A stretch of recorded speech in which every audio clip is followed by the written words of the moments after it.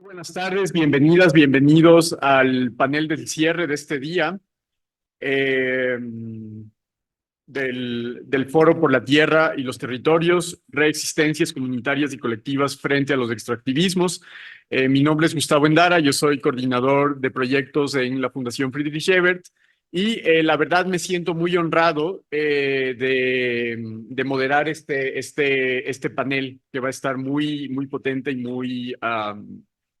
muy pertinente también. Y por esta razón quiero empezar agradeciendo a todas las personas que están aquí por su presencia, a quienes vienen a contarnos sus experiencias de lucha y sobre todo a quienes organizaron el espacio, a la delegación de la Unión Europea en Ecuador, al CEDU, al FEP y a las demás organizaciones que están convocadas en este foro.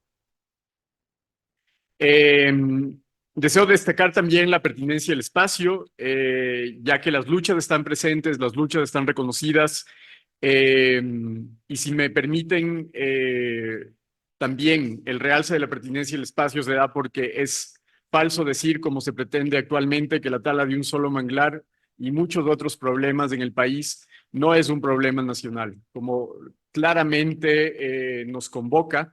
Es nuestro problema, estamos aquí ampliando nuestras perspectivas, reconociendo interdependencias, así como nuestro compromiso con la vida.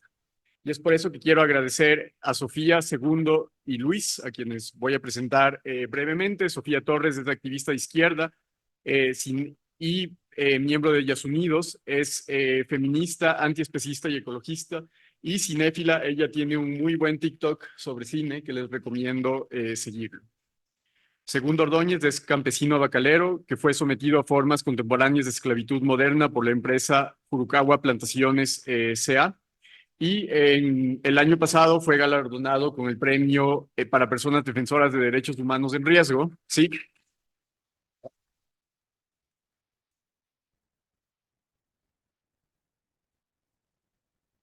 Que lo otorga la organización Frontline Defenders. Y este premio fue en reconocimiento a su liderazgo frente al caso de esclavitud moderna contra campesinos en Ecuador por la empresa Furukawa. Y finalmente, Luis Robalino es presidente de la corporación Toizán, la misma que desde hace 17 años realiza acciones de fomento de economía social, la conservación y protección de ecosistemas frágiles y la defensa de los derechos colectivos en INTA. Cada una de las experiencias tiene una relevancia territorial, nacional importante y efectos también logrados. Si bien han tenido sus desafíos, también pensamos que son experiencias que tienen resultados exitosos, que tienen mucho para enseñarnos en la lucha por el territorio. Entonces, la dinámica de este panel ha sido concebida para que aprendamos y reconozcamos que sí es posible defender los territorios frente a la expansión del capital y los intereses transnacionales. Estimamos que esta mesa dure una hora y media de conversación. Hemos preparado 4 preguntas que pienso que también se dejan responder de manera bastante ágil para que al final también tengamos intervenciones y comentarios del público. Bien, entonces la primera pregunta para ustedes es si es que en alrededor de unos 2 minutos nos describirían su experiencia de lucha para que todos los conozcamos. Entonces, Segundo, adelante, por favor. Bueno, buenas tardes con todos y todas. Mi nombre es Segundo Ordóñez. Bueno, el tema que siempre nosotros hemos tratado que sea un tema de, de, de que seamos visibilizados, porque ha habido una empresa y hay una empresa que siempre nos cogió poquito a poco, nos fue dando. Y les digo así, no me da vergüenza de decirlo, del 100%, el 90, el 80% de campesinos que hemos habido ahí, no hemos sabido leer ni escribir. Y ha sido, como decir, una presa fácil para ellos porque ahí los han ido metiendo, los han ido dando y sin embargo esclavizándonos y sin darnos de cuenta. Por eso agradezco hoy en el día a esta gente tan amable, ¿sí? Que por lo menos nos han abierto los ojos, nos han dado un conocimiento, ¿sí? Para que nosotros levantemos nuestra voz y asimismo en otros sectores de la población de Abacás, ¿sí? Que tampoco no se han esclavizado así tan fácil, ¿sí? Porque verdaderamente Abacás hay en la costa y todos siguen el mismo ritmo. Muchas gracias, segundo Sofi.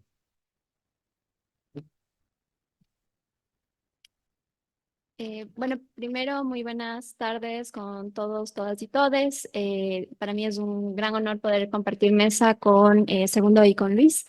Y pues bueno, estoy el día de hoy aquí a nombre de Ellas Unidos y la experiencia de lucha de Ellas Unidos pues es algo que tiene más de 10 años de existencia.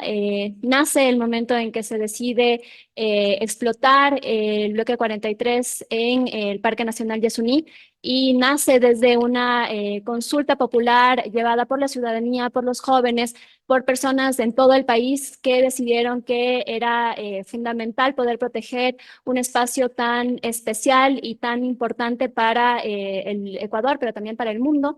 Y esa lucha duró más de 10 años, un primer año para recoger firmas, luego unos cuantos años más para luchar frente a las instituciones estatales que se negaban una y otra vez a cumplir con los derechos democráticos y participativos de todas las personas que firmaron para que se lleve a cabo esa consulta y al fin se lleva a cabo en agosto del 2023.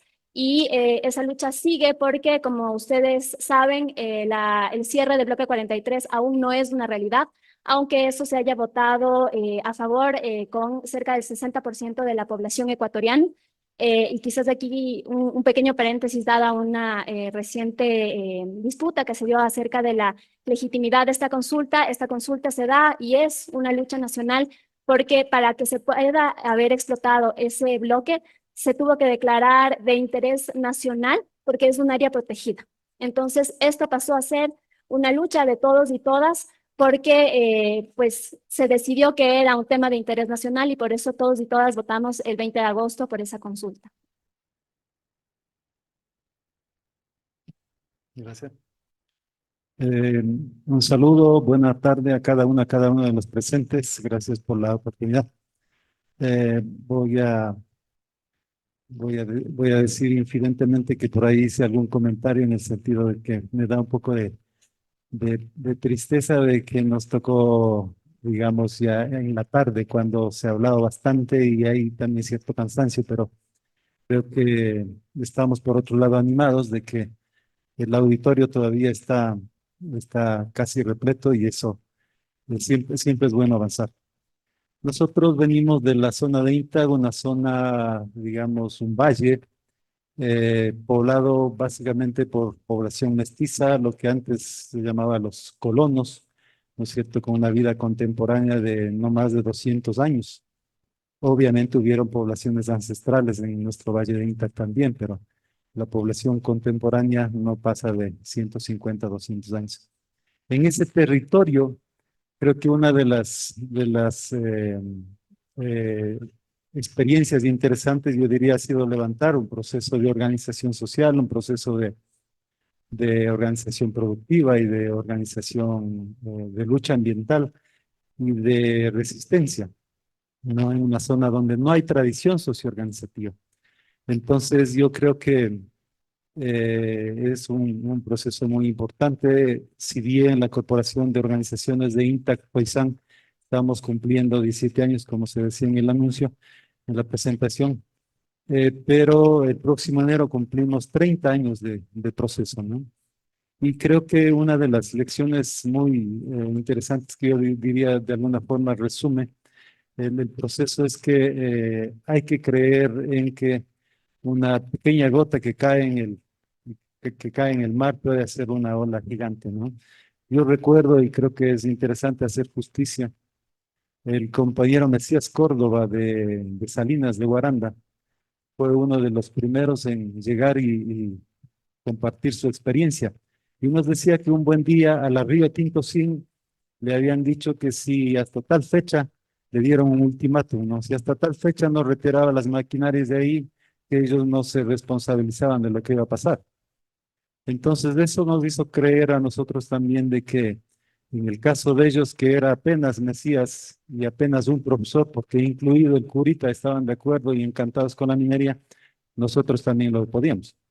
Entonces seguimos un poco esa ruta y hemos ido creciendo la ola cada vez más grande y un poco la consigna nuestra era sacar el conflicto del epicentro que era la comunidad de Junín y así nos planteamos sacarlo a que sea un problema parroquial, que después sea un problema zonal, ojalá también cantonal, provincial y nacional.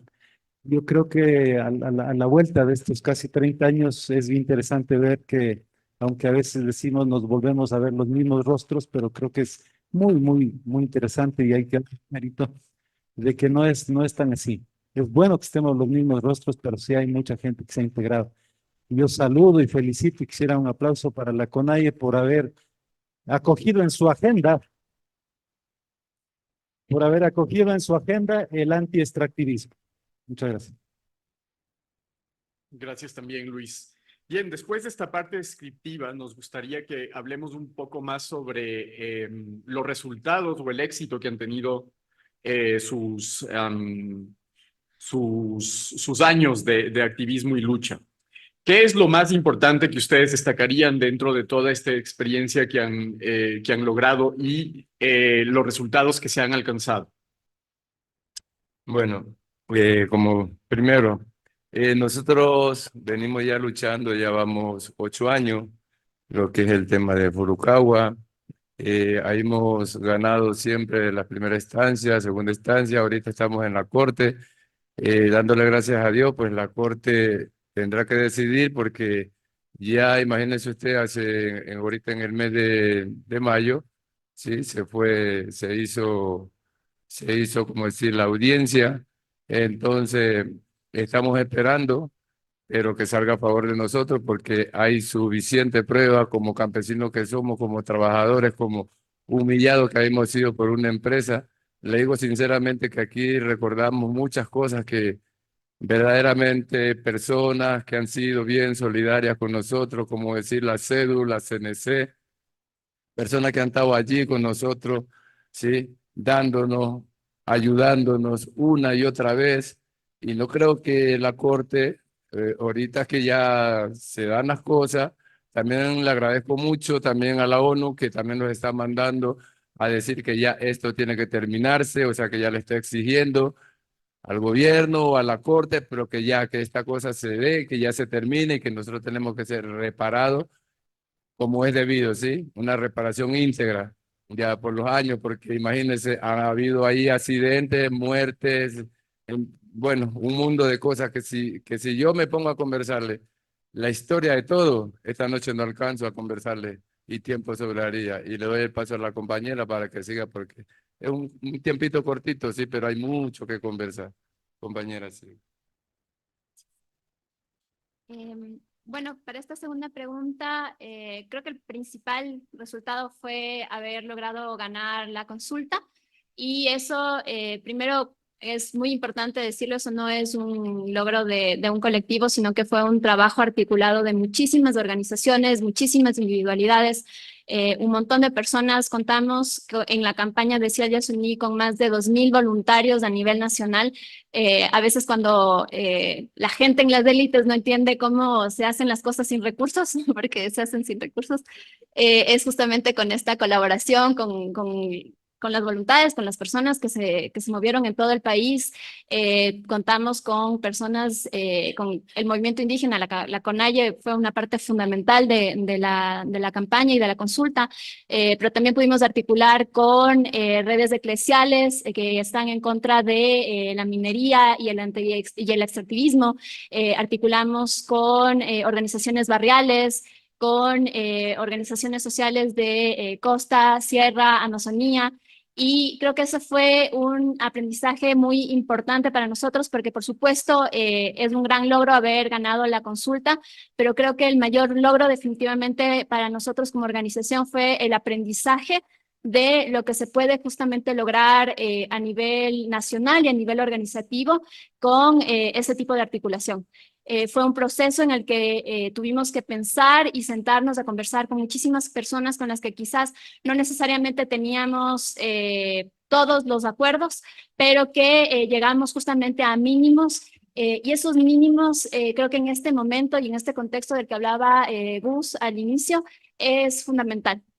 Porque estamos en un contexto en el que justamente el presidente de la República ha sido expuesto en un conflicto de interés por un tema justamente de abuso y de violación de derechos de la naturaleza, pero también los derechos de los comuneros que están justamente en Olón.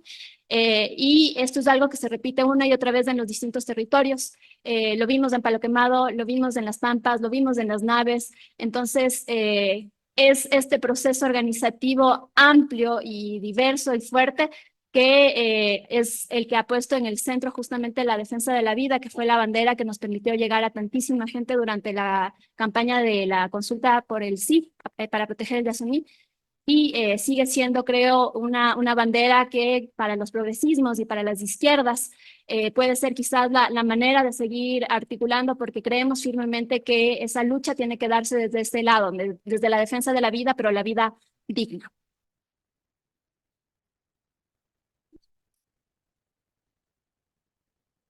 Bueno, yo voy a ser infidente. Teníamos una presentación, ¿verdad? Pero no sabía el esquema que están haciendo, pero me parece muy rico, ¿no es cierto? Porque nos obliga un poco a, digamos, reflexionar al instante y un poco hacer algunas apreciaciones. Yo estaba pensando un poco, ¿no es cierto? Cuando nos preguntan cuáles son los resultados, yo digo, de repente o a ratos es medio como esta idea análoga de los montañistas, ¿no?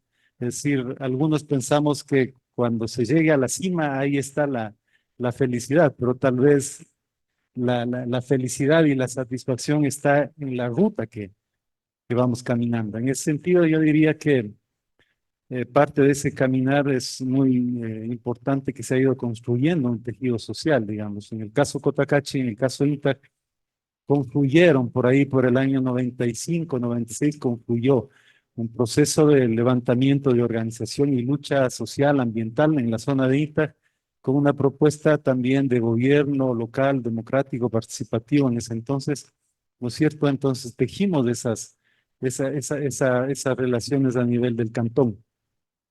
Y entonces ahí yo creo que hay actores, actrices, actoras desde ese entonces que han enriquecido todo este proceso, ¿no? Si alguien conoce Cotacachi, pues no podrá desmentir, digamos, porque hay mujeres, un proceso tan rico de organización, de trabajo, de gestión, de una forma de luchar de manera inclaudicable de las compañeras. Y no solo en el anti-extractivismo, sino también en la promoción y en la lucha por una vida libre de violencia, ¿no? De violencias. En todo caso, creo que ha sido importante también un proceso de toma participativa de decisiones, ¿no? Yo recuerdo por ahí por el año 98, 99, en una gran asamblea, digamos, alrededor de 1.500 personas, asambleístas de Cotacachi, tomamos la decisión de que, como la zona de Íntaga era la que menos atención había tenido por ser zona rural, vivíamos lejos, casi de espaldas con la ciudad, que se electrifique y se direccione el presupuesto de lo que también correspondía a la parte urbana y un poco a la parte de las comunidades andinas que ya tenían este servicio eléctrico. Y así se lo hizo llegando al 98%. Solo muestro un ejemplo para lo que vale la toma de decisiones participativas. Y eso no solo que es opcional, ahora es mandatorio por la Constitución y el propio COTAD. Otra de esas decisiones fue por ahí, creo que en el 2004, 2005, cuando declaramos a Cotacachi campeón ecológico y pudimos, digamos, por lo menos en el marketing, ¿no es cierto?, ubicar en el contexto del Ecuador y de Latinoamérica de que hay una población que se autodeclara como cantón ecológico. En ese caminar también yo ubicaría, voy a tratar de no extenderme, que hemos tenido como básicamente tres procesos, ¿no? Un primer proceso de algunos años hasta lograr la expulsión de Vichy Metals, esta empresa subsidiaria de Mitsubishi, de la gigante japonesa. Después tuvimos la otra fase con una canadiense, con Ascendant Copper, y después últimamente hemos tenido otro proceso con la empresa nacional minera, empresa de papel, y también con Codelco, la Corporación del Cobre, una estatal de Chile. En ese marco también se han ganado algunos, principalmente dos fallos constitucionales, ¿no? Que demuestran que ha habido vulneración de derechos a la consulta, que ha habido vulneración a los derechos de la naturaleza.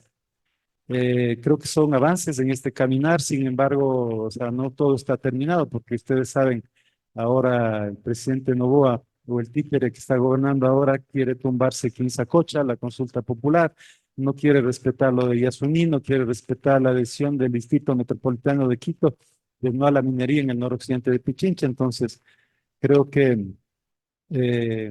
este camino sigue, ¿no? Alguien de nuestras compañeras señalaba, ahora tenemos el ingreso de una nueva empresa minera subsidiaria de la gigante australiana, Hanring, la que causó todo el conflicto en la parte de Buenos Aires, en Imbabura mismo. Entonces, estamos abocados a luchar y tenemos que hacerlo hasta el fin de nuestros días. Muy bien, muchas gracias, Luis. Me gustó esa reflexión tuya de que hablas de que es un caminar, ¿no? Entonces, en ese sentido, en este caminar, ¿qué desafíos han encontrado ustedes? ¿Cuáles quisieran destacar en este camino por la lucha y la defensa de sus territorios? Y si quieren extenderse un poquito, vamos bien en el tiempo para que no haya problemas también en eso. Bueno, como se dice, el compa Luis, que en el caminar se va observando la felicidad. Y yo sí, yo digo, en honor de todos nuestros compañeros, estamos, como decir, de acuerdo en eso, porque es una lucha que se ha venido dando, es una lucha que se ha venido incrementándose, es una lucha que todos, como la CEDU, CNC, Afrocomunicación, todos ellos, ¿sí?, han estado con nosotros. Es una lucha que no solamente nosotros los abacaleros la hemos llevado con una ayuda, la hemos llevado con ese gran amor, la hemos llevado con esa plenitud. Y para decirles sinceramente, hoy en el día nosotros estamos seguros, ¿sí? Yo estoy seguro. ¿Por qué razón? Porque todo lo que nosotros estamos y habíamos sacado a la luz, primerito anterior, vivíamos con nervios, vivíamos con miedo. Ahora ya no hay que vivir con ese miedo. Ahora ya hay que vivir con esa esperanza de vivir, con esa esperanza de luchar, con esa esperanza de amor. Porque, mire, personas que nunca uno ha tenido una relación. La empresa que fue la empresa siempre no, pero ni siquiera un vaso de agua, ni siquiera un saludo, ni siquiera nada. Personas que han llegado entre nosotros. Yo he llorado con ellos, ¿sí? De agradecimiento. Entonces, ¿por qué no voy a sentir una esperanza? Yo estoy con esa esperanza y estoy con esa esperanza y yo sé que la Corte nos va a dar el fallo a favor de nosotros. Muchas gracias.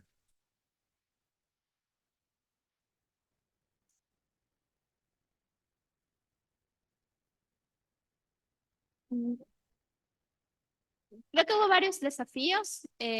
Fue primero el desafío de reunir todas las firmas, luego el desafío de que las instituciones reconocieran que habían suficientes firmas y que tenía que hacerse la consulta, que hay gente que todavía lo sigue cuestionando, a pesar de que ya se dio la consulta.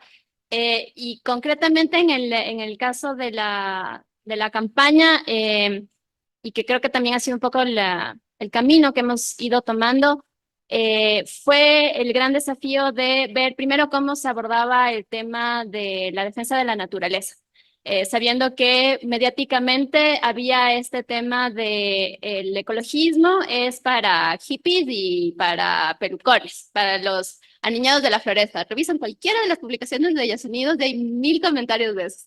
Entonces, ¿de qué manera justamente se puede llegar de manera masiva a la población? Porque pues si esa era la imagen que se tenía o que al menos estaba reflejando en redes, ¿cuál era el mensaje para poder llegar masivamente para para lograr el sí, para que esto se convirtiera en un sentido común entre la gente.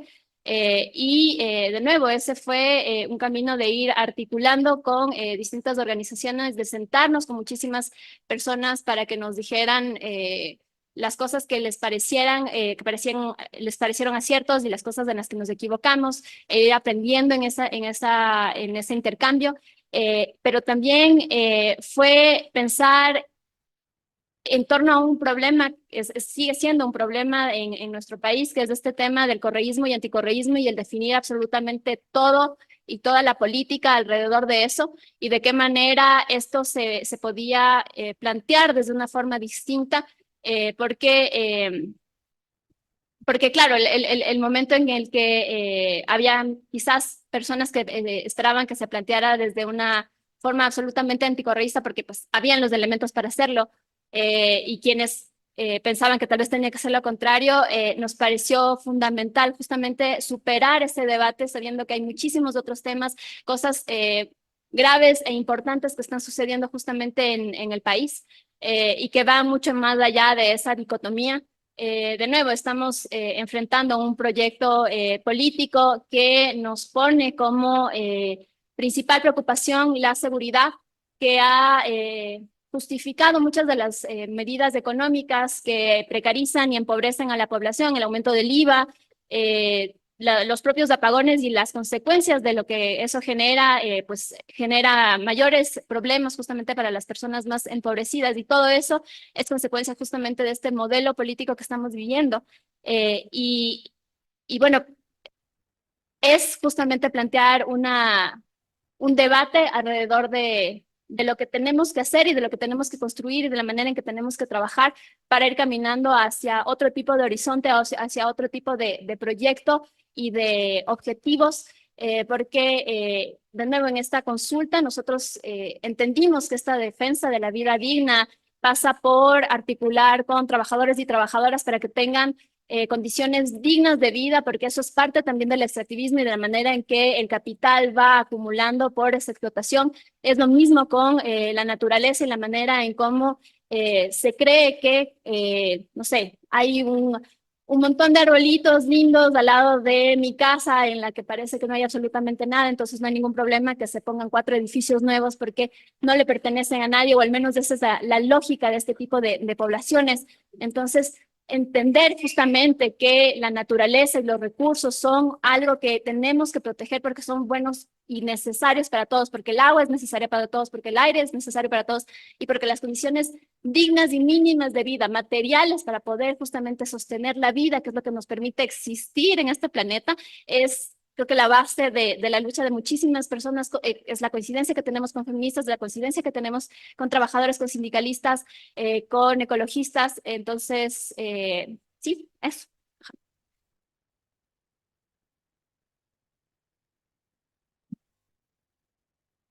Em, yo insisto, nos sentaron aquí para tomarnos la lección.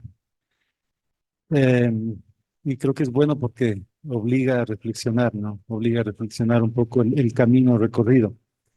Y creo que uno de los principales desafíos ha sido esto de levantar, de construir y de sostener una unidad. Y ojalá la unidad en la diversidad, ¿no? En ese sentido, creo que hay que mirar un poco que sí se ha avanzado, ¿no? Yo recuerdo en el espectro nacional, digamos, ya se habían hecho intentos como lo que ahora hacemos con el Frente Nacional Antiminero, por ejemplo. Recuerdo que conformamos la coordinadora, a ver, la Asamblea Nacional Ambiental, éramos con el Frente de la Amazonía, en fin, otros frentes nos juntábamos los que estamos contra la destrucción del manglar, los que estamos contra las explotaciones florícolas, los que estábamos contra las hidroeléctricas y los que estábamos contra las mineras, en fin. Pero esas unidades no caminaban, entonces a ratos como que se patina y se regresa un poco, pero yo creo que se ha avanzado bastante.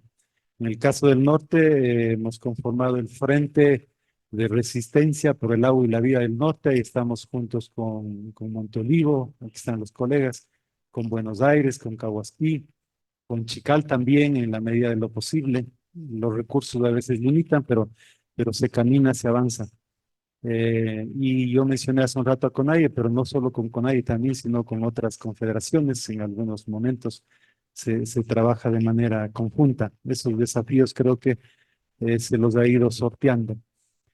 Uno de los desafíos así súper fuertes es contrarrestar un poquito y ojalá desmontar toda esa narrativa que nos traen las empresas extractivistas, ¿no?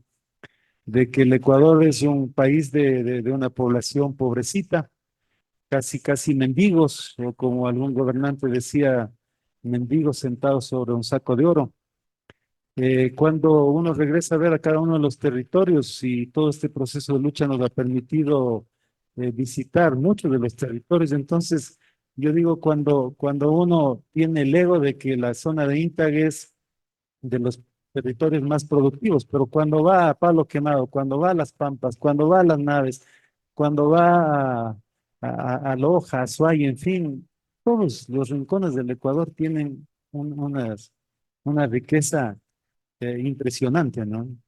Y también en términos productivos, el Ecuador tiene mucha vocación y mucho potencial. Entonces, creo que hay que trabajar mucho en desmontar esa narrativa y ese discurso de que capaz que la Codelco viene a zonas más desérticas que la zona desértica de Chile. Entonces, nos ha costado bastante desmontar eso. Y en ese desmontaje, yo digo, creo que se ha trabajado en reafirmar al territorio de INTA como una zona productiva, es un emporio de producción que abastece de frutas, que abastece de granos, de cereales, ¿no es cierto? Abastece a la ciudad de Cotacachi, a Otavalo, a Imbabura, a Quito y también un poco hasta el sur de Colombia. Y en ese sentido también a veces nos dicen cómo ustedes han desarrollado las alternativas. Y yo digo, a ratos las alternativas siempre estuvieron ahí, siempre ha habido. O sea, lo- las empresas mineras, los ministros del ramo, en fin, ellos son los que nos dicen, ¿y qué alternativas tienen? Siempre ha habido alternativas. Lo que también nosotros últimamente hemos trabajado es en darle valor a algunos de los productos que se producen en la zona, ¿no? Se han industrializado, se han transformado, digamos, algunos productos y se están implementando iniciativas de comercialización en ese sentido. Entonces, yo creo que hay que ponerlo con letras mayúsculas en el Ecuador, digamos, somos territorios productivos. O sea, hay tantas paradojas, tantas contradicciones en el país que creo que hay que empezar, no sé si empezar, pero hay que poner más el acelerador para desnudar muchas de las situaciones que van ocurriendo, ¿no? Si el mismo, como yo digo, porque los que están en el gobierno no tienen el poder, por eso digo, el títere que está gobernando, viene de un grupo económico que está exportando banano y el Ecuador es potencia en exportación de banano. Claro que lo hacen envenenando los suelos, envenenando el propio banano que exportamos a los países del norte. Pero podríamos hacerlo eso, banano orgánico, podemos hacer banano agroecológico. Hemos sido potencia en producción, en exportación de café, de cacao, ¿no es cierto? Y perfectamente eso se lo puede hacer. O sea, hay que ser tan incompetentes como gobernantes para decir que no hay alternativas. Desde luego que existen alternativas. Y voy a concluir con otro desafío que hemos avanzado un poquito en el tema de las energías alternativas y en el tema de la transición ecológica, si se quiere, ¿no? Nosotros estamos impulsando pequeñas centrales hidroeléctricas, ¿no? Se camina despacio, pero existe la visión, en algunos casos a pequeña escala desde la economía popular y solidaria, y en otros casos en alianza con gobierno parroquial, municipio, ¿no es cierto? Porque, claro, al igual que otros rincones del Ecuador, INTA, una de las mayores riquezas que tiene es el agua. Pero es agua también, si bien, ¿no es cierto? Si bien el agua a mí no me gusta decir que es un recurso, porque ya inmediatamente estamos pensando que es una mercancía, sino el agua es fuente de vida, pero también sí puede ser una fuente para generar economía. el rubro comercialización de energía es un rubro para decir, visto como negocio, es rentable, ¿no? Yo digo, si en las 21 microcuencas de INTAC tuviéramos pequeñas centrales hidroeléctricas, no estuviéramos con los problemas de los apagones, y así en otras provincias también, y así en otros cantones también. Así como hay una junta administradora del agua de riego o del agua de consumo humano, si tuviéramos una pequeña central hidroeléctrica, estaría democratizada la generación hidroeléctrica. En eso estamos trabajando.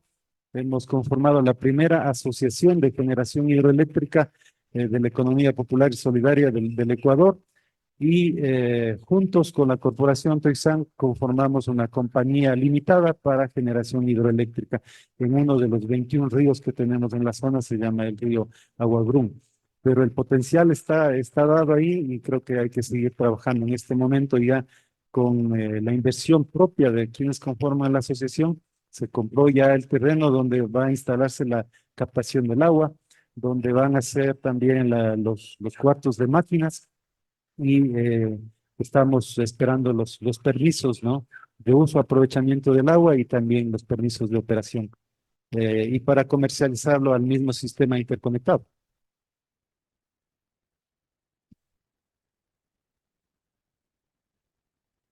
Bien, para finalizar esta ronda de discusión, y antes de darle antes de que circule la palabra entre el público, que seguramente este interesante panel ya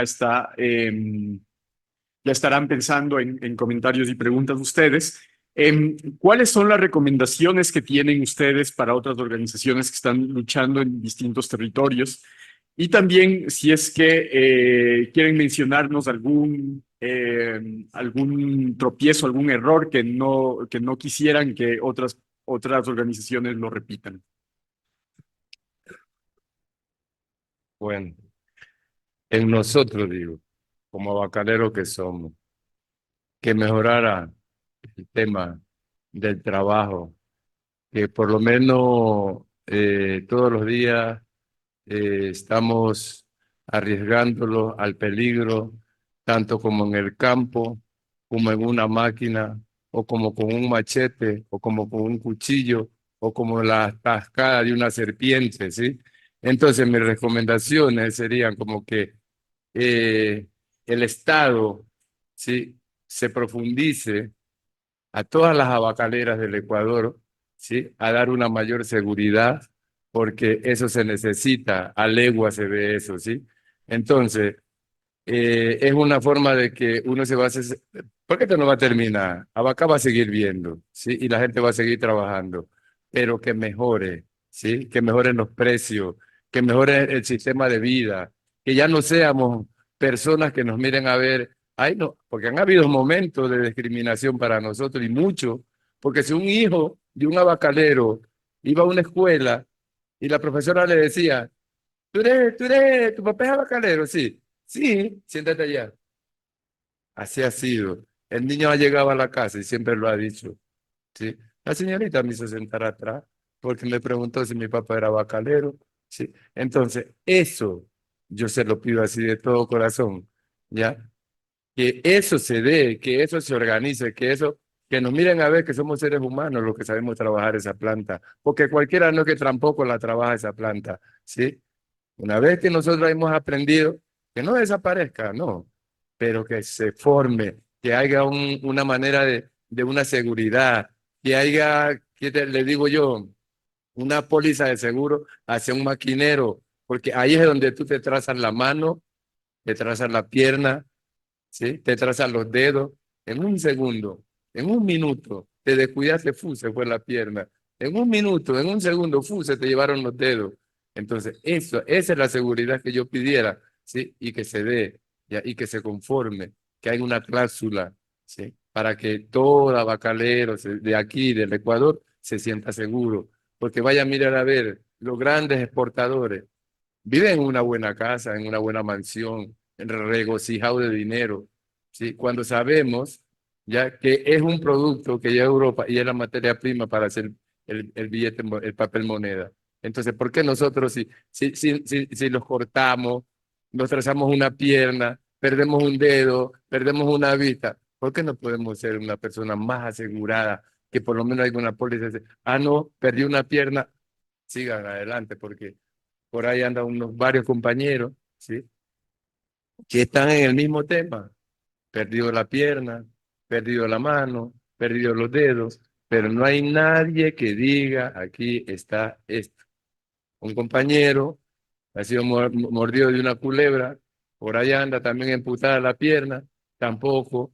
La Jurucagua simplemente dijo ese día, ah, no, es que a él le dimos $50,000. ¿Y será que 50,000? ¿Será que yo voy a una tienda y le digo, con $50,000, véndeme una pierna que yo la quiero y me la ponen de una vez bien puesta? No, nunca, ¿no es cierto? O sea, ya no va a volver más. Entonces, esas son las cosas, ¿sí? Y por eso nosotros cogemos las tierritas porque el juez Carlos Vera dictó una sentencia a favor de nosotros, dándonos 5 hectáreas para cada uno.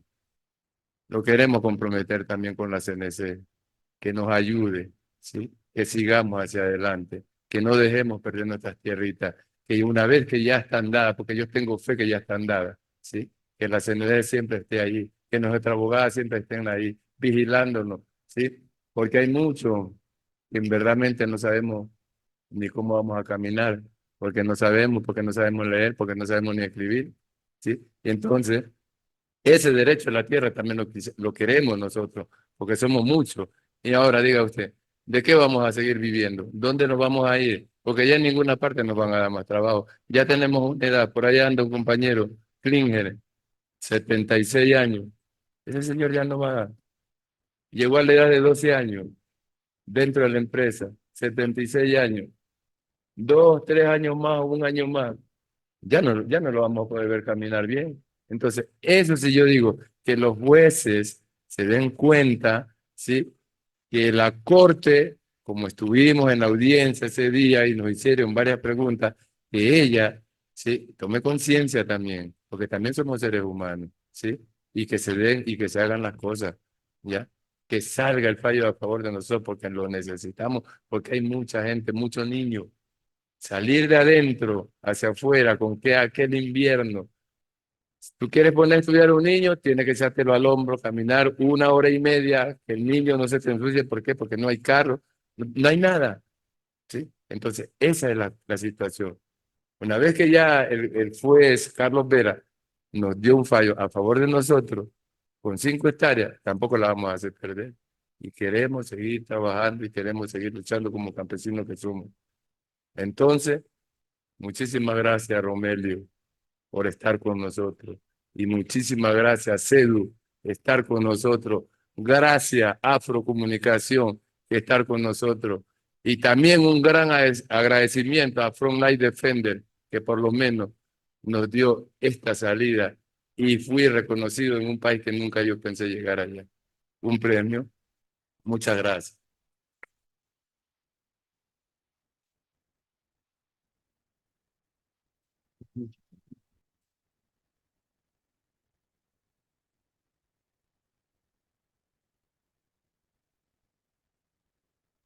Eh, Recomendaciones. Creo que es importante reconocer, sobre todo por la naturaleza de este espacio, el gran aporte que tuvimos del movimiento campesino, justo el momento de saber cómo explicar la importancia de conservar un territorio como el Yasuní, que se encontraba muy lejos, que para muchas personas era quizás difícil imaginar o entender qué era lo que sucedía o qué era lo que estaba en juego. El tema del cambio climático y cómo afecta justamente de manera muy concreta y muy cotidiana el cambio climático a las plantaciones, a los cultivos.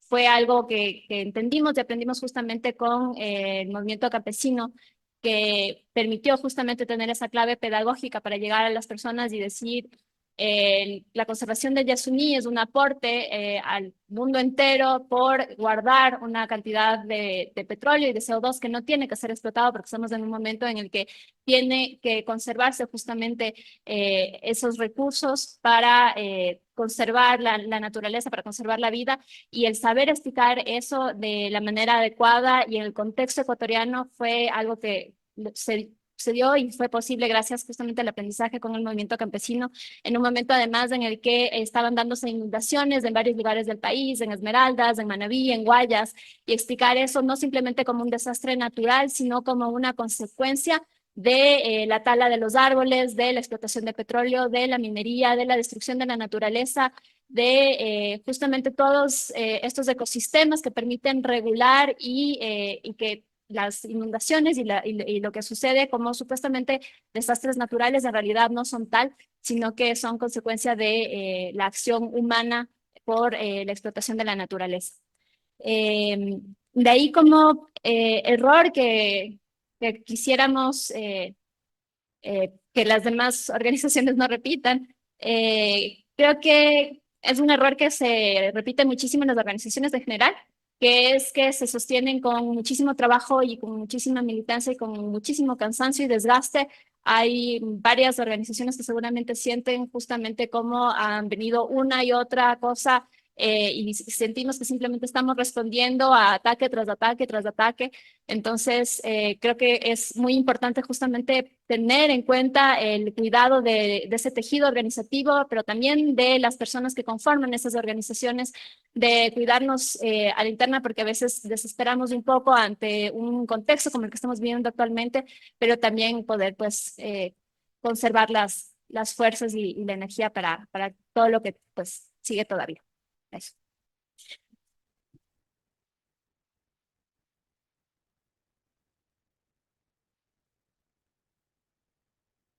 Bueno, muchas gracias otra vez. Yo diría que resulta complejo, ¿no es cierto?, emitir así salomónicamente recomendaciones, digamos. Yo diría de repente tal vez ciertas reflexiones que podríamos hacer al cabo de estos años. Por ejemplo, yo creo que el papel que ha jugado los procesos de educación ambiental, por ejemplo, creo que es una cosa interesante, ¿no? Y ahí creo que también hay que entender a la educación ambiental de distintas maneras, ¿no? De distintas maneras, no solo una forma. Creo que eso es muy importante porque al final, en muchos de los casos, nosotros nos damos cuenta que se llega tanto a la mente de la persona como también al corazón. Y hay muchísimas compañeras y compañeros que puede ser que económica, financieramente, no tengan una buena situación, pero no han claudicado porque tienen muy claro el aprendizaje, muy claros sus principios y están ahí para las que sean, ¿no? Para reuniones, para talleres, para asambleas, para plantones, para marchas, para todo. Y entonces creo que eso es, digamos, súper interesante. Alguna vez yo he pensado, no sé si alguien de la academia se anima algún rato a hacer un estudio, un INTAG, de qué tiempo per cápita entregan las compañeras y los compañeros. Yo creo que INTAG debe tener, si no es el primero, tal vez el segundo o tercer puesto en el Ecuador, en el tiempo que cada persona entrega durante el año para la lucha. Y creo que en los otros sectores será igual, ¿no? Por eso yo diría, de repente les aplaudimos en todos los territorios cómo luchan. Unos, hoy en la mañana de Palo Quemado me decía, estuvimos luchando desde el año anterior. Otros llevan 15, otros 20 años, otros ya estamos cerca de los 30 años. Entonces, creo que no hay que claudicar. La educación política también creo que sí es necesaria, ¿no? Porque tal vez ahí también viene lo otro que se decía, ¿no? Como un paréntesis, a veces sí se ha cometido el error de pensar de que uno de los líderes, varios líderes de la lucha, del proceso de resistencia, cuando se les apoya para que se postulen y después ganen una junta parroquial o de repente una concejalía, son los blancos para las negociaciones y la compra de conciencias de parte de las empresas mineras. Y así han sucumbido porque si no están educados políticamente piensan que les dieron cheque en blanco. Y entonces ya soy presidente de la junta parroquial, entonces Ya conmigo tienen que hablar, no tienen que hablar con las organizaciones ni con las comunidades. Entonces creo que hay que trabajar también en la educación política. Lo organizativo creo que eso es una base, digamos, una base. Yo creo que ese es el camino, ¿no? Y también ahí creo que los procesos son dinámicos y hay que un poquito saber adaptarse. Nosotros al inicio habíamos apoyado para que se conforme como el Comité de Comunidades afectadas por el proyecto minero Junín, se llamaba en ese entonces, ¿no? Y entonces camina bien, etcétera, etcétera. Después de un tiempo alguien daña o ensucia el agua, como decimos, entonces alguien dijo, no, vamos a conformar el Consejo de Comunidades Afectadas por la Minería.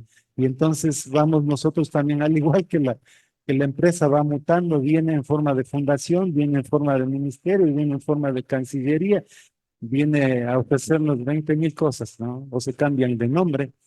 Entonces también los procesos socioorganizativos un poco nos ha ocurrido esa situación. Después conformamos el Comité Zonal de INTA, ya no era solo las comunidades afectadas. Después la Coordinadora Zonal de INTA, ¿no?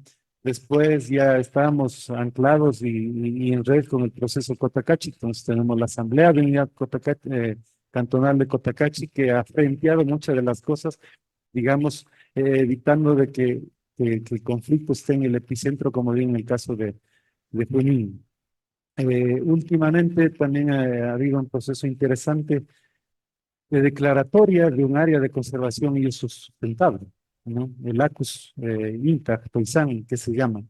Entonces, es una estrategia un poquito distinta, no es radical en contra de la minería, porque ahí ha habido la capacidad y el acierto, la sapiencia, diría yo, de muchas compañeras y compañeros que estando en el lado radical, pero han tenido el acierto de decir, a ver, nosotros, las comunidades que estamos en esta microcuenca, vamos a reunirnos para discutir el problema que se nos viene por el agua, ¿no?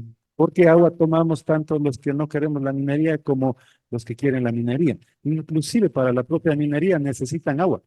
Y si es que estamos talando los bosques y si estamos dañando la microcuenca, destruyendo la biodiversidad, entonces pues también se están echando un tiro en el pie ustedes mismos. Yo voy a un poco ir concluyendo. Al cabo de estos 30 años, creo que a veces nosotros sí nos sentamos a preguntarnos si ha valido la pena, ¿no? Porque hay momentos de cierto flaqueo, para decir de alguna forma. Entonces, después nos reanimamos porque decimos, al cabo de estos 30 años, por supuesto que ha valido la pena. Hemos evitado, como dicen en el Perú, que se haga el tajo abierto, ¿no? Ya estuviéramos con los cráteres estos inmensos en la zona de Ita y en otros lados, si es que no hubiéramos sostenido esa lucha. Entonces, yo creo que muy bien ha valido la pena y tenemos que seguir buscando nuevos blindajes, ¿no? La situación no termina ahí. Ahí tenemos algunas otras ideas para seguir impulsando, para, si tenemos una capa que ahora nos protege, ponerle otra más y otra más y otra más, ¿no es cierto? De manera colectiva. Eso nomás.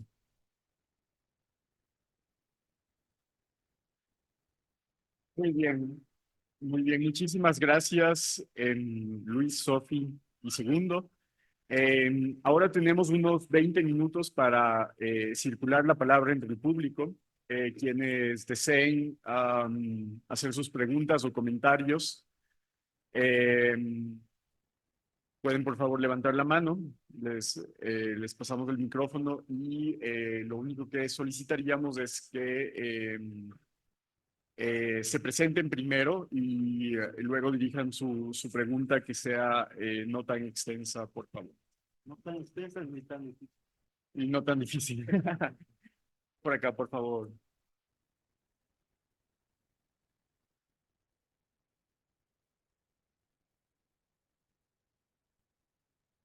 Muy buenas tardes. Primero agradecer al ser creador por lo que estamos aquí en este foro muy importante sobre tierra y los territorios. Simplemente dar fuerza a los tres compañeros que han expuesto hoy día sobre sus casos. El caso Curucagua, los colectivos yasulizados y el compañero de INTAC, dar ese ánimo de fuerza y valor para que no se desanimen en el proceso de lucha, en el proceso de litigio y en el proceso de cumplimiento luego del litigio cuando una corte va a sentenciar. Porque nosotros hemos vivido esa experiencia en el pueblo de Sarayac, 15 años de lucha y luego 10 años de litigio y luego 12 años para que cumplan la sentencia. Entonces, nuestra jurisprudencia, nuestra justicia no es nuestra, está construido a base de una justicia anglosajona, y entonces yo creo que tenemos que seguir en pie firme. Compañeros, cuenten con nuestro apoyo, con nuestra fuerza. Hemos visitado también el territorio allá en las Abacaleras.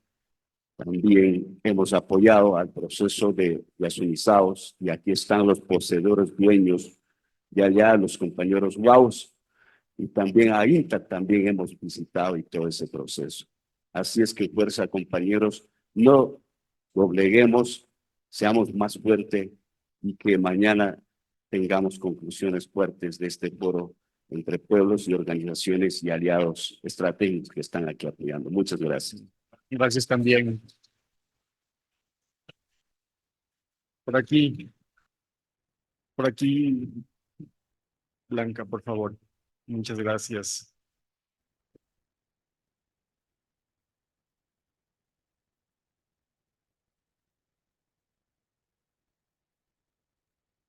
Buenas tardes con todos y todas.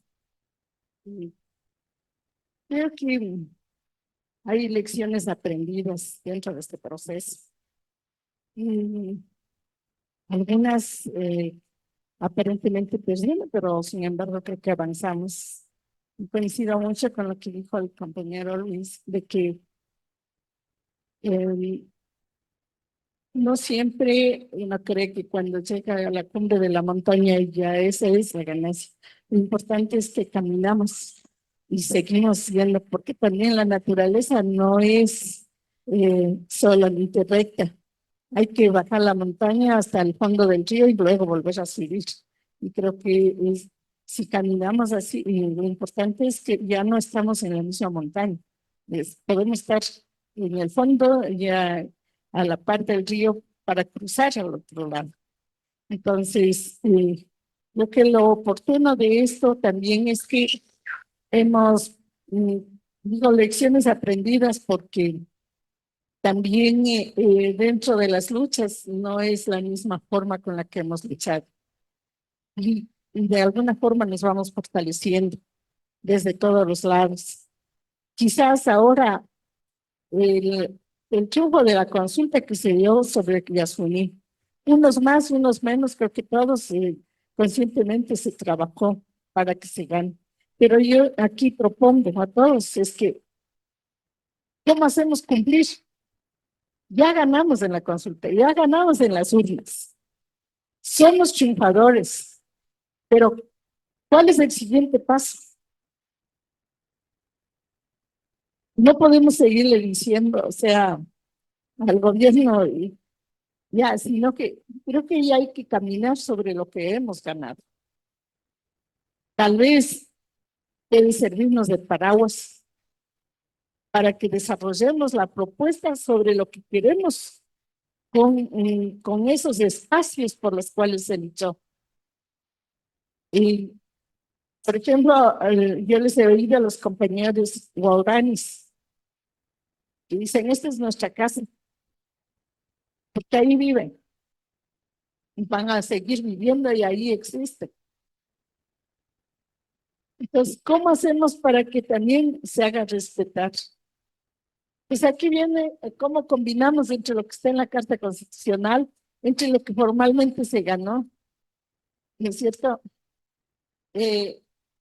Tal vez ese es el paso que tal vez con esto nos invita a repensar, ¿no es cierto? Y también creo que hay algunos temas que nos exigen mantener la unidad, pero una unidad en la cual no entremos dentro de la coyuntura electoral, sino que una unidad que es por la lucha realmente, por lo que queremos, que es la lucha por la vida. Entonces, a eso yo apelaría, todo lo que pasó con Jurucagua y lo que sigue pasando hasta ahora, después de las consultas siguen concesionando las tierras, ¿no es cierto? Entonces, no queremos que nunca más pase lo de Jurucagua, que era la esclavitud en este tiempo, que no vuelva a la esclavitud de lo que hace 500 años trajeron y hoy en día no se debe permitir.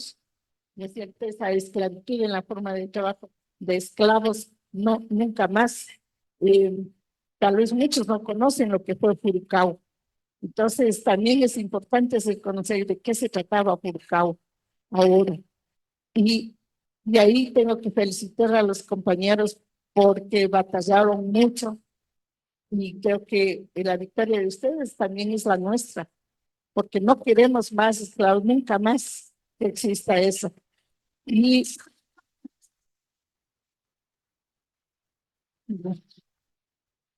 entonces ahora las voces de hombres y mujeres que estamos, tal vez una tarea para todos nosotros, es cómo vamos a desarrollar para que se cumpla la ganancia.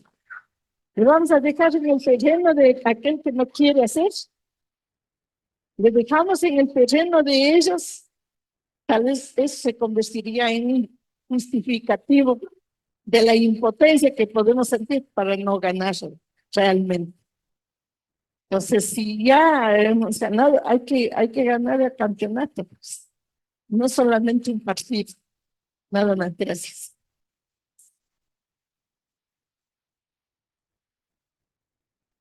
¿Y tenemos más comentarios? Sí, por favor. Perdón, creo que hay que usar el micrófono, por favor, que estamos en transmisión. Gracias. Maravillosamente, todo es perfecto. Compañeros, compañeras, yo soy Pamela Hidalgo, soy la coordinadora del evento. Deja sugerencias, idas conmigo. Un pequeño momento, pedirles disculpas a los compañeros de la mesa 20, en la que no llegaron los y las ponentes. Tuvieron complicaciones, venían de territorios un poco lejanos, Cañado, así, entonces se disculpan con ustedes, yo me disculpo por ellos, muchas gracias. Contarles que los compañeros de la mesa 23 envían un cálido saludo, ellos presentaban el corto y también y tenemos café, que cuenta las historias de los productores de café en Loja muy amorosamente, entonces pedirles disculpas por estas pequeñas cositas que hemos tenido, estamos al servicio y aquí seguimos, entonces adelante, nada más de eso, muchas gracias. No, más bien un agradecimiento de vuelta. Más bien un agradecimiento de vuelta a ti, Pamela, y a todo el equipo que ha organizado este foro. Bien, si es que no hay más, más comentarios, me gustaría, perdón, no vi su mano. Siga, por favor.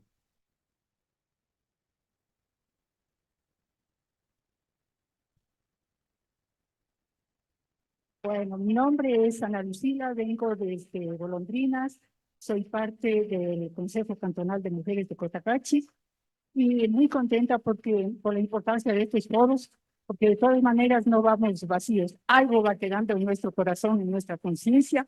Lo más importante que invitaría a todos, que con ciertas divergencias que quizá no compaginamos en todo, pero que la unidad, el fortalecimiento, la identidad, el empoderarnos de estas luchas por la vida, por la dignidad. Hago mías también las palabras de la compañera que me antecedió, la señora de ahí, y muchas gracias por este.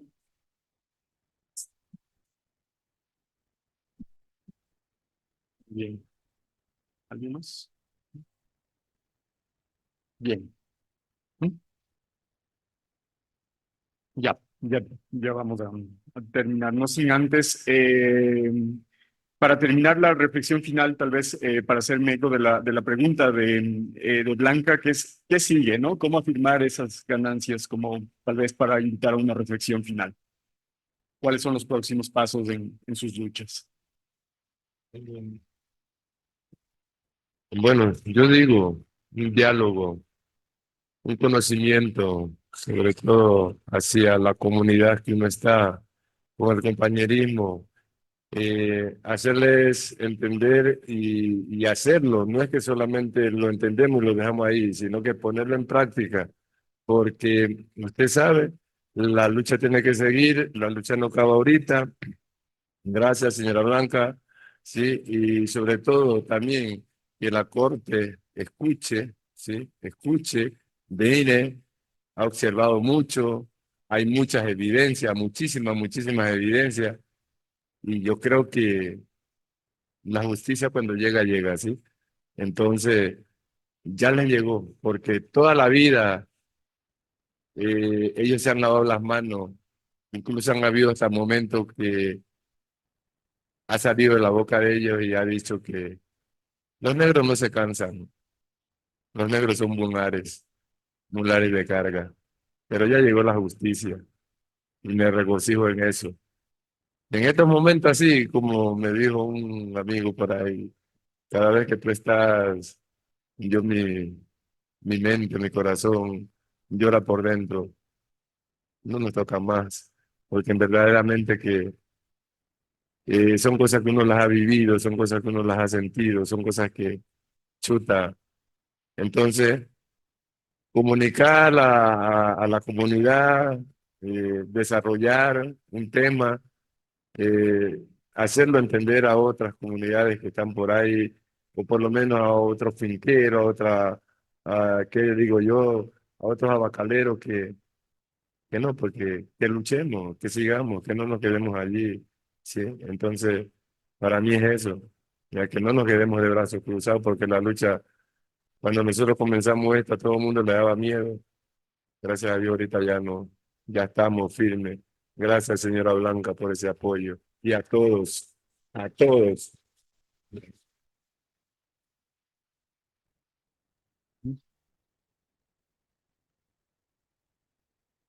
Primero agradecer a las palabras del compañero Sarayaku, también las palabras de Agustina y las palabras de Blanca. Cómo hacer cumplir la consulta popular y no solo del Yasuní. Hace poco con la consulta que se dio en abril se hablaba de que es la sexta consulta popular que gana el anti-extractivismo. Entonces, son varias consultas donde ese sentido ha prevalecido. Entonces, es también preguntarnos cómo hacer cumplir la consulta de Quito sin minería, de Cuenca, de Quimsacocha. El día de ayer se ingresó esta acción de inconstitucionalidad en la Corte para pedir que se bajen la consulta de Quimsacocha porque una minera quiere simplemente ingresar a toda costa en ese territorio, a pesar de que más del 80% de la población votó en contra de la minería en ese lugar. Entonces, sí, no es posible dejar en manos de la parte interesada el cumplimiento o no de esto.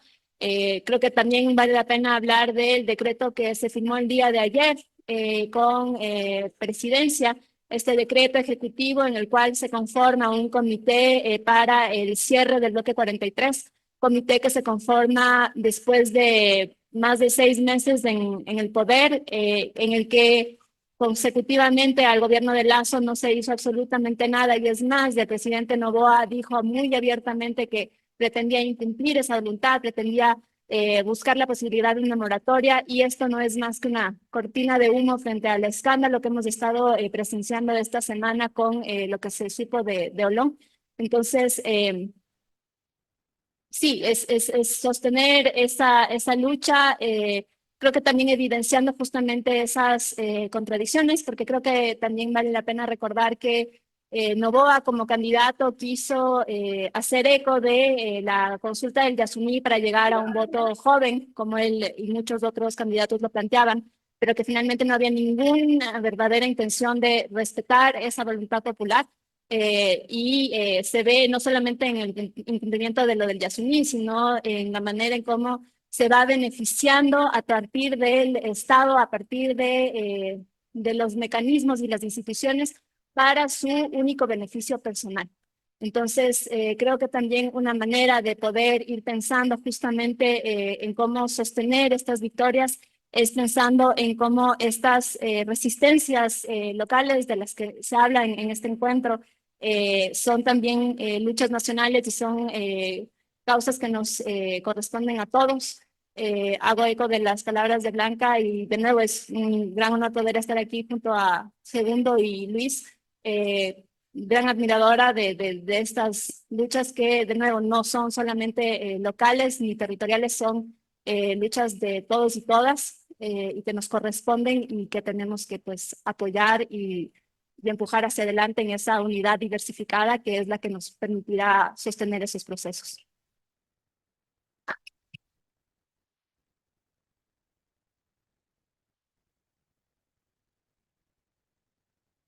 Bueno, muchas gracias.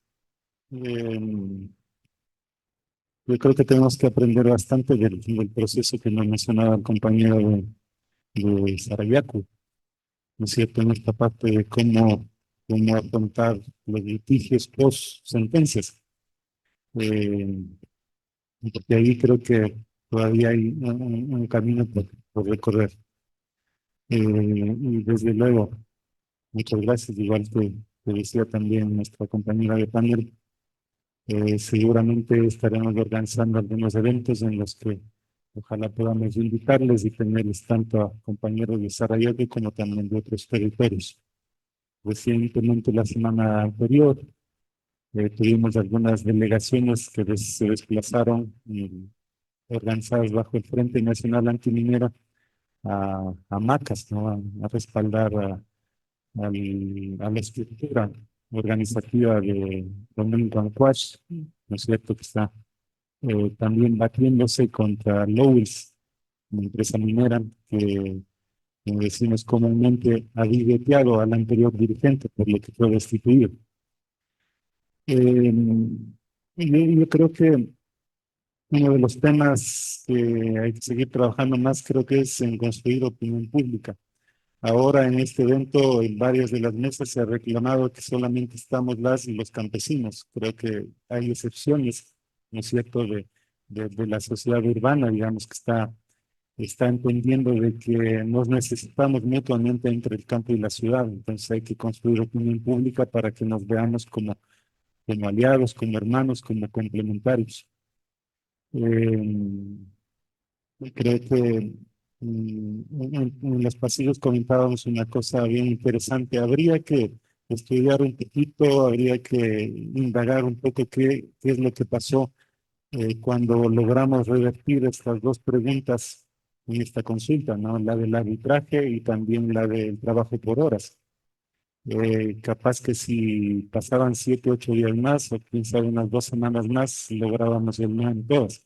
Pero ¿cuál fue la clave para eso? Esa es un poco la pregunta. Yo no tengo la respuesta. Yo creo que bastante está en las redes sociales, porque cada uno de nosotros podemos ser comunicadores, porque ni de lejos es que los medios convencionales o las empresas de comunicación nos han ayudado en ese triunfo de esas dos preguntas, ¿no? Creo que ahí hay una investigación que realizar. Y si logramos determinar eso, creo que podemos también, en estos casos, de cómo hacer presión social, presión pública, para que se vayan cumpliendo las sentencias. Creo que no hay que perder la fe, no hay que claudicar. Creo que hasta el último de los últimos hay que estar convencidos del tema, ¿no? Muchas de las ocasiones, en el caso de Intag, han dicho, ¿saben qué? No, ahorita ya todo está perdido. Con la fuerza del gobierno de Correa no hay nada que hacer, etcétera, etcétera. Pero, y a veces hasta el círculo cercano a uno le dice, ya deja eso, ya mejor negociemos. Presidentes de juntas parroquiales han dicho, ¿no? Yo también estaba en contra de la minería, pero va a pasar porque va a pasar. Entonces mejor saquemos por lo menos algo de provecho. Pues lo que uno ha dicho, yo textualmente les he dicho, no. Cuando no había experiencia de minería industrial en el Ecuador, yo decía, hagan cuenta más o menos que desarrollar una mina significa como construir el aeropuerto de Quito. ¿no? Entonces, ¿cuánto toma hasta hacer la carretera, la autopista, la infraestructura, en fin, las naves y todo eso? 6, 7, 8 años, ¿no? Hasta cuando estén poniendo el último ladrillo de la infraestructura, pero puede ser que logramos tener una amplia mayoría y no permitimos que ingrese, porque cuando ya están adentro es súper complicado. Entonces no hay que claudicar en ese sentido. Y lo otro, con esto concluimos en todo este proceso, ¿no es cierto? Con el apoyo de muchísimas aliados que por el riesgo de omitir no les mencionaríamos, pero trabajamos también un poquito en sembrar la semilla como diríamos en el argot del fútbol, en las divisiones inferiores, ¿no? Trabajamos de las 21 microcuencas en este momento, en 14 microcuencas ya existen clubes ecológicos de niñas, de niños, de adolescentes. Entonces, cuando nos quieren banquear a nosotros, les decimos, ahí vienen los relevos, ¿no? El relevo generacional, porque hay que trabajar con la niñez, con la adolescencia y con la juventud, porque ellos son los que van a tomar las postas y en ese sentido nosotros hemos hecho así como algunas cosas que están a tono, digamos, con los chicos, las chicas de esa edad, ¿no? Hemos hecho concursos de fotografía, por ejemplo, ¿no? Para que se visibilice, que se evidencie los ríos, la biodiversidad, las especies de estas ramitas que nos han ayudado en los litigios jurídicos, en fin. Hemos hecho concursos de vídeo también, ¿no? Y así se van interesando. Hicimos concursos de jóvenes emprendedores, también así se van motivando para el emprendimiento. Y estamos para este próximo año, ojalá lanzar un concurso de documentales, pero ya producidos por nuestras mismas y nuestros mismos chicos. Entonces, por ahí tenemos que continuar. Muchas gracias.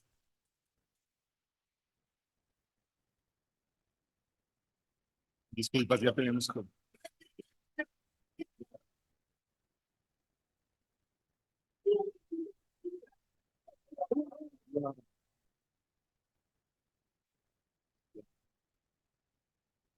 Bien, muchísimas gracias. Yo me siento, la verdad, muy honrado y agradecido por toda la sabiduría que se ha compartido en este panel. Sí, y me voy y pienso que no estoy solo en esto, con toda la esperanza que han sabido transmitir, fruto de todas las luchas y todos los caminares suyos. Y sí, con ese a no desmayar, a no claudicar, a no desistir, a no dejar que los tiempos duros nos endurezcan. Muchas gracias por su atención y por acompañarnos, y Pamela tiene unas palabras finales. Unos 5 minutos antes de salir, por favor, compañeros, recordar cuál ha sido el objetivo de reunirnos del día de hoy. Ya en la mañana hemos trabajado sobre nuestros casos emblemáticos, nuestra problemática, la hemos priorizado. Hemos encontrado, digamos, cosas que nos unen, ¿no es cierto?, para la defensa de los territorios. Lo que nos ha traído a este momento en el que hemos debatido, bueno, y hacia dónde vamos, ¿no es cierto? ¿Qué herramientas vamos a tener? ¿Qué va a pasar después con toda esta información? Lo que queda para mañana es casa adentro en nuestras organizaciones, en los debidos procesos de cada una de ellas esta noche, pensar qué vamos a hacer precisamente, qué herramientas tenemos, qué herramientas han sido exitosas.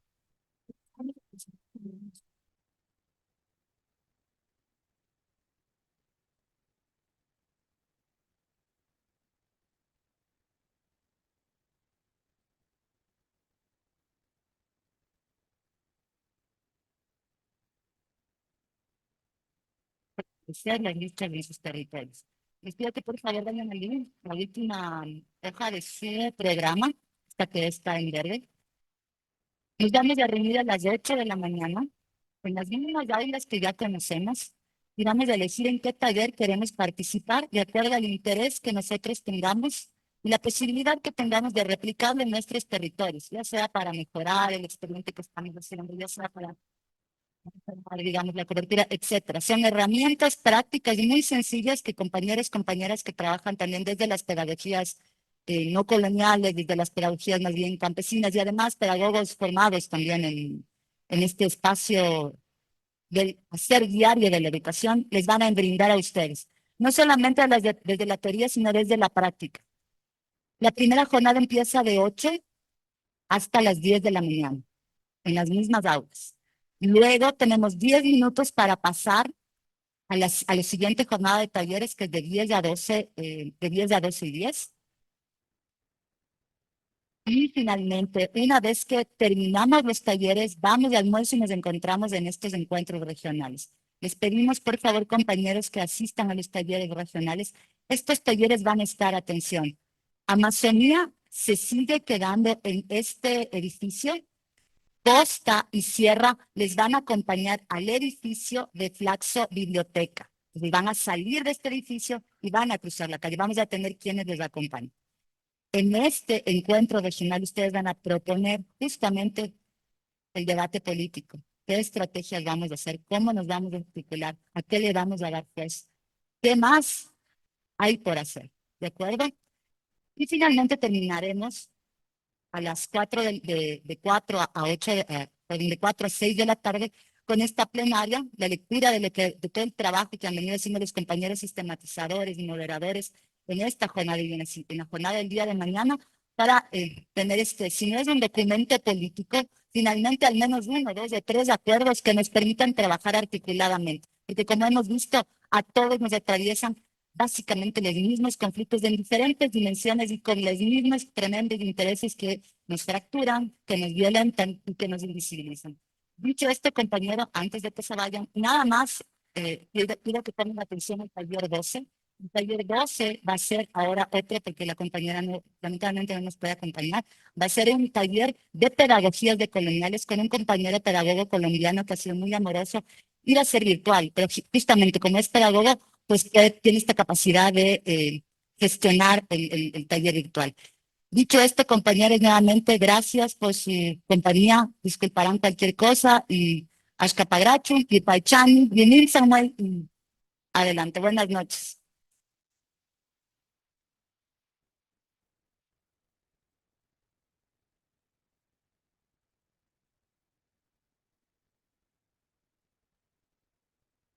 Gracias, Roque.